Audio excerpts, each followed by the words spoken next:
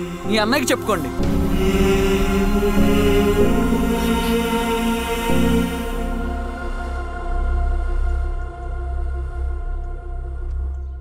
అన్నయ్య, నీతో మాట్లాడాలి. ఏంటమ్మా? ఎందుకు ఇలా చేసావన్నయ్య? ఊరంతా సరే, నువ్వు కూడా నన్ను తప్పడుతున్నావమ్మా. ఇందులో తప్పు పట్టడానికి ఏముందన్నయ్య? నిన్న నా కళ్ళతోనే చూశాను. స్వామి, కారాపు దానికి పద.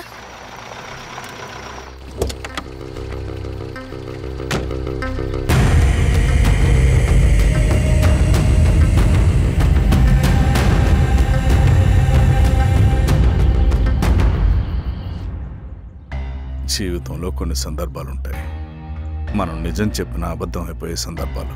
ఆ వచ్చిన వాళ్ళు ఎవరు ఏంటి అన్నది నీకిప్పుడు చెప్పిన అర్థం కాదు. నిజం నిలకడగా నీకే తెలుస్తుంది. నువ్వే ఇదంతా చేసినట్టు తేలితే మాత్రం నిన్ను జీవితంలో క్షమించలేనన్నయ్య.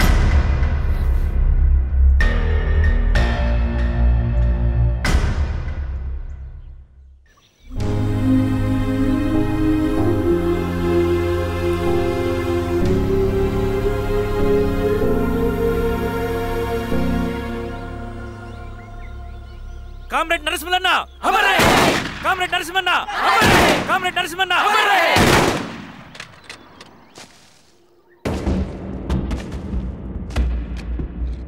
ఇలా జరుగుతుందని ఊహించలేదు. ఇవాళ నుండి వాళ్ళ కుటుంబ బాధ్యతలన్నీ మన విప్లవ సంఘమే చూసుకుంటుంది. రవి అన్నా, ఇది వెళ్ళి వాళ్ళ కుటుంబానికి అందివు. సరే అన్న. ఈ రోజు నుంచి ప్రతి నెల మన తరఫున సహాయం అందుద్దని చెప్పు. నేను చెప్పానని చెప్పు. అన్నా, ఊరంతా భయం గుప్పెట్లో ఉందన్నా.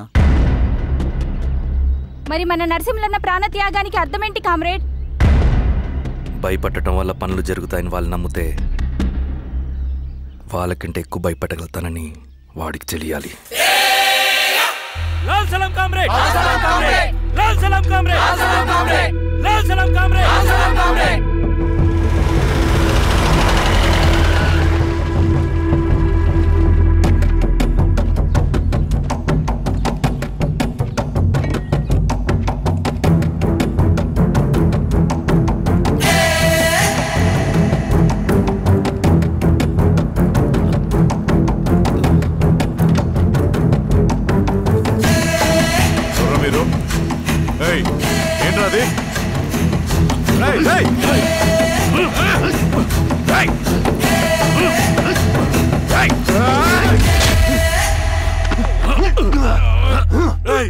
ఎవరు మీరు?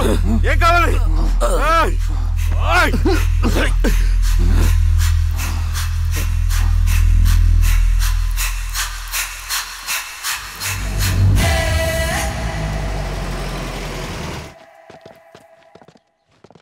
సార్, మన పోలీస్ టీం అడవంతా జల్లెడ పడుతున్నారు sir. You don't worry sir. చూడు ఇన్స్పెక్టర్, సాయంత్రంలో పేశ్వరయ్య ఇంట్లో ఉండాలా. వాడికి ఏమైనా అయితే మీ డిపార్ట్మెంట్లో ఏ ఒక్కడిని విడిచిపెట్టను నేను. అమ్మా, వాణ్ణి కలవటానికి వచ్చాను నేను. ఇంతలో ఎలా జరిగిపోయింది. నువ్వు ధైర్యంగా ఉండమ్మా. సార్, ఈ కంప్లైంట్ మేడం సైన్.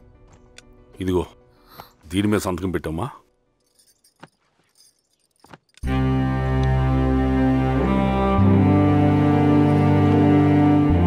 వెళ్ళండి, ముందెళ్ళి అప్పని చూడండి. సార్,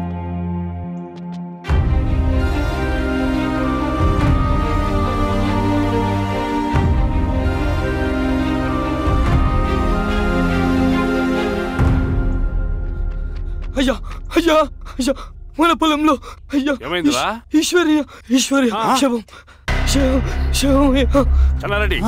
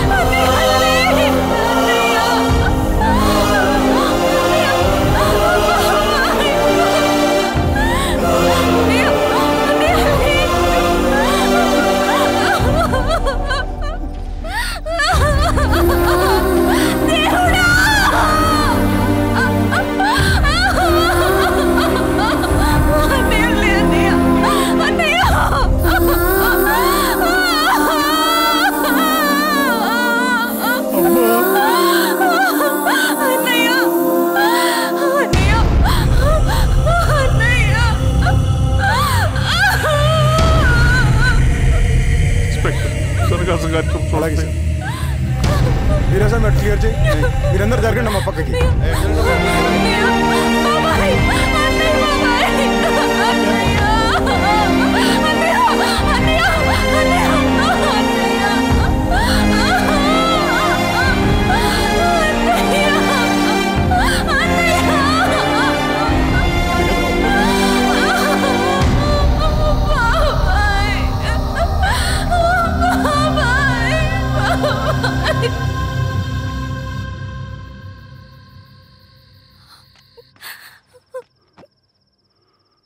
ఊరుకో అమ్మా, ఊరుకో. నలుగురికి మంచి చేయాలన్నది మీ అన్నయ్య కళ. అలాంటి వాడిని పొట్టన పెట్టుకున్నారు. ఆ కళ మధ్యలోనే ఆగిపోకూడదమ్మా. ఇందులో సంతకం పెట్టు. బాబాయ్, మీ అన్నయ్య ఆత్మ శాంతించాలంటే నువ్వు ఈ పని చేయక తప్పదమ్మా. కానీ బాబాయ్, నేను ఈ పరిస్థితుల్లో... అమ్మా, పరిస్థితులు చక్కబడాలంటే మనం పవర్లో ఉండాలి. ఇదిగో, నువ్వు పెట్టిన ఒక్క సంతకం చాలా మంది జీవితాలు మార్చింది. నువ్వు పెట్టబోయే ఈ సంతకం ప్రజాస్వామ్యాన్ని బతికిస్తుంది. పెట్టమ్మా.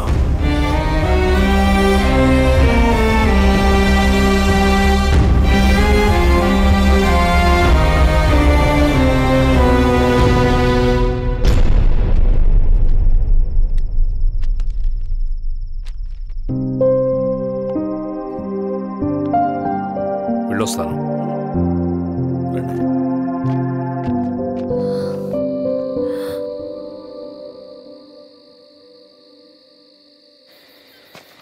లాల్ సలాం కామ్రేడ్. లాల్ సలాం.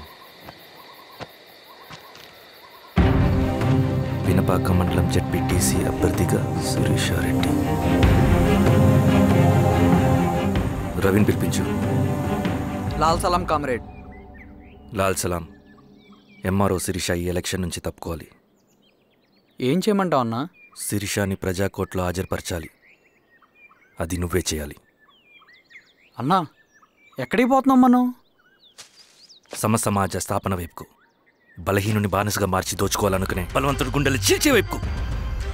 అభయం ఇచ్చే ఎర్ర జెండా నీడ వైపుకు. రవి, అందుకే ఎలక్షన్ జరగకూడదు. గెలిస్తే మనమే గెలవాలి. డబ్బు, కులం, రాజకీయ కండబలం, సానుభూతి ఓట్లు కానీ గెలవకూడదు. ఈశ్వర్రెడ్డి హత్య జరిగింది కాబట్టి ఈసారి శిరీషకి హై సెక్యూరిటీ ఉంటుంది. జాగ్రత్తగా డీల్ చేయి.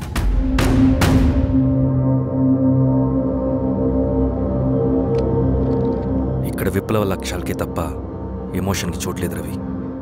హత్యకి గురైన నరసింహులకు 2 పసిబిడ్డలున్నారు. అలాంటి ఎందరో పసిబిడ్డల భవిష్యత్తు కోసం మనం ఇచ్చేసినాం రవి. రవి, సెకండ్ వరల్డ్ వార్లో జర్మన్ సైన్యం స్టాలిన్ కొడుకుని బంధించింది. తమ జనరల్స్ని వదిలిపెడితే గాని నీ కొడుకుని వదిలిపెట్టమని బేరం పెట్టింది. స్టాలిన్ ఏం చేశాడో తెలుసా? దేశం కోసం తన కొడుకుని వదిలేసుకున్నాడు. కానీ జనరల్స్ని వదిలిపెట్టలేదు. అది కమిట్మెంట్ అంటే. అదే కమిట్మెంట్ నీకు మన ఉద్యమం పట్ల ఉంటే వెళ్ళి శిరీషను తీసుకురా.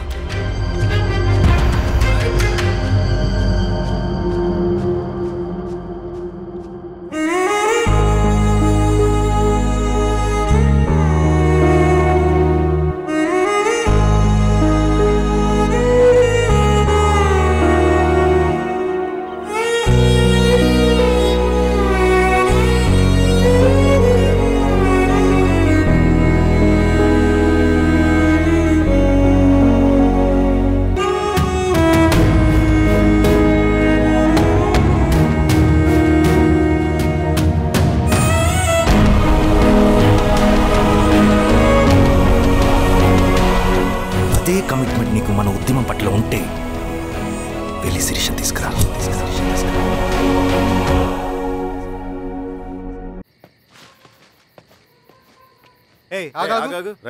సార్, రవి మనోడేరా? వెళ్ళు. అమ్మా, భోజనం తీసుకురమ్మంటారా? నాకేం వద్దు. భోంచేయకపోతే ఆరోగ్యం పాడవుతుంది శిరీష. నువ్వు వెళ్ళి తీసుకురా అమ్మా. సరే. రవి, నాకు ఒక మంచి కాఫీ చేసిస్తావా?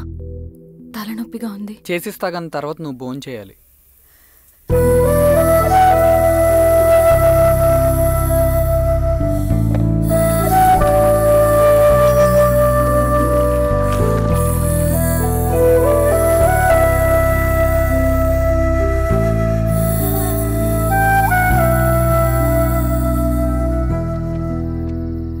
ఏంటి ఇలా?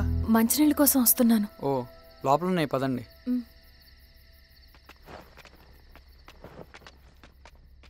ఇదిగోండి మంచినీళ్ళు.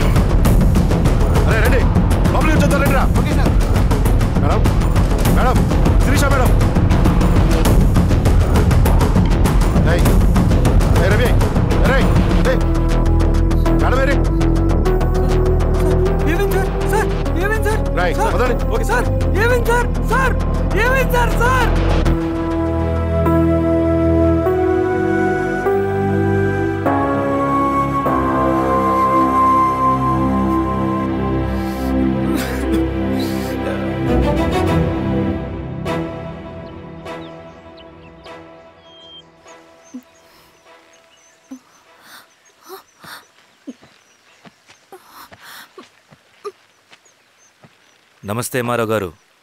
మా అడవిలో మర్యాదలు ఇలాగే ఉంటాయి. షాక్ అవ్వాల్సిన అవసరం లేదు. జెడ్పీటీసీ ఎలక్షన్ జరగటం మాకు ఇష్టం లేదు. అవి ఆగాలంటే రెండే దారులున్నాయి. ఒకటి మీరు విత్డ్రా చేసుకోవాలి, లేదా మీరు చనిపోవాలి.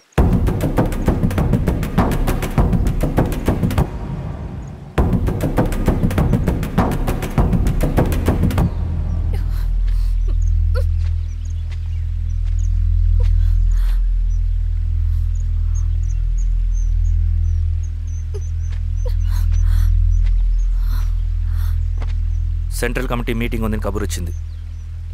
మేము వచ్చేలోపు ఎలక్షన్స్ ఆగిపోయాయని న్యూస్ రావాలి.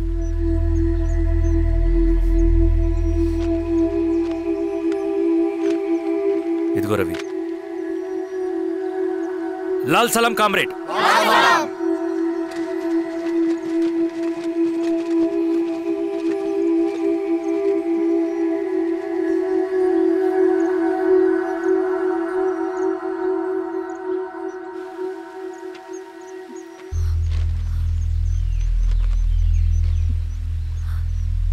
ప్రపంచంలో గొప్పవాళ్ళ చావులన్నీ నమ్మక ద్రోహంతోనే జరుగుతాయని నిరూపించావు రవి. అన్నయ్యని కూడా అచ్చం ఇలాగే చేస్తావు కదా? ఎందుకు రవి? ఏం జరిగింది? అన్నీ బాగుంటే దేశం తరపున బ్యాడ్మింటన్ ఆడేవాడిని.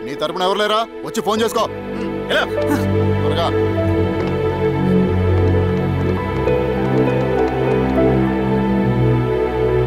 సార్ నేను రవీన్ సార్. రవి చెప్పు.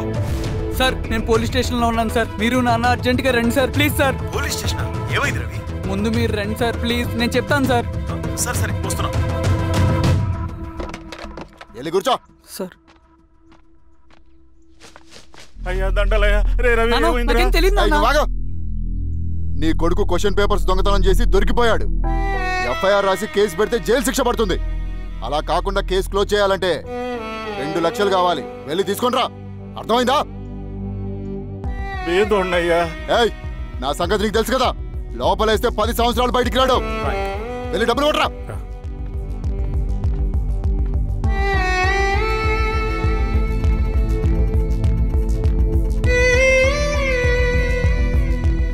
దండాలయ్యా.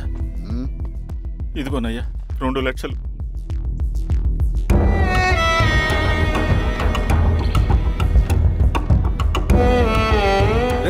అని పంపించండి రా.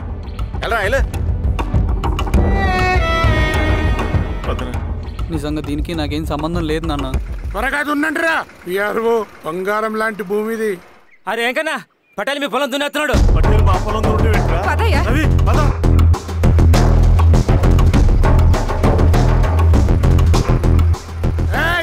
కానీ ఏంట్రా? అయ్యా మా పొలంలో మీరు దున్నుతున్నారంటే నా పొలంలో నేను దున్నకుంటే వాడు దున్నుతాడా? ఏంద్రా అన్యాయము? పొలం అమ్మినావు కదా, కొనుక్కున్న పొలంలో దున్నుతుంటే అన్యాయం అంటారేంట్రా? పేపర్లే చూడరా, మంచిగా చూసుకుంటారా. పొలం అమ్మేవానన్నా? అమ్మలేదురా, తాకట్టు పెట్టా. తాకట్టు కాదురా, నువ్వమ్మావు, నేను కొన్నాను. నేను అమ్మలేదయ్యా. వీడు నా దగ్గర 2 లక్షలు తీసుకొని ఈ పొలం అమ్మాడు. 2 లక్షలా? ఎందుకో? మీ వాడు చేసిన నిర్వాకం వల్ల చదువుకోరా అని కాలేజీకి పంపితే ఆడుతూ పాడుతూ ఎగ్జామ్ ఫెయిల్ అవుతాడని తెలిసి ఆ పేపర్ లీక్ చేశాడు వీడు. ఏంటయ్యా ఇది? పోలీస్ కేసు అవుతుందని తెలిసి వీడు నా దగ్గరకు వచ్చి 2 లక్షలు తీసుకుపోయి వాడిని బయటికి వినిపించిండు. ఏం రా, అంతేనా కదా? నేను అమ్మలేదయ్యా, నేను అమ్మలేదయ్యా. అవి దొంగ కాగితాలయ్యా. ఏం తమాషా చూస్తుండ్రా? పని చేసుకోకండి. ఇవి దొంగ కాగితాలయ్యా. నన్ను నమ్మండయ్యా. దొంగ పేపర్. అవును. చాలా దొంగ. నేను అమ్మలేదే. వాళ్ళు మనల్ని మోసం చేస్తారు. వాళ్ళు మనల్ని మోసం చేస్తారు.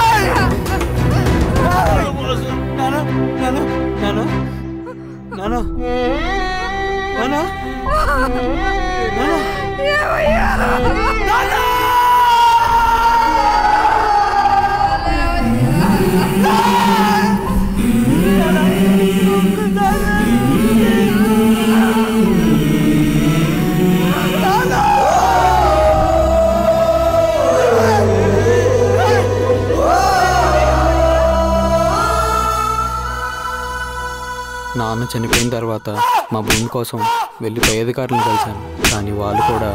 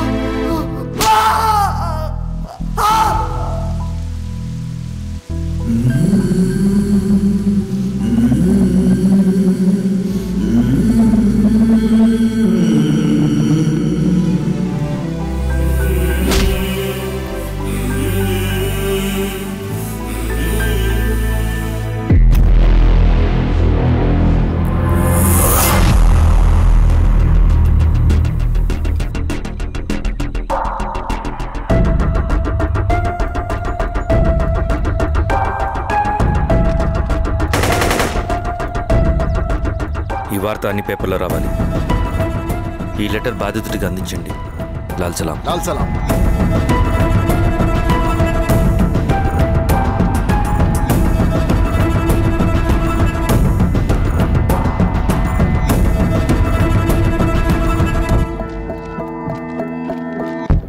ఈ తీర్థ భూస్వాముల నుండి విముక్తి కోసం విప్లవ పోరాటం చేయాలి. పేద ప్రజలను సమసమాజం వైపు నడిపించాలి.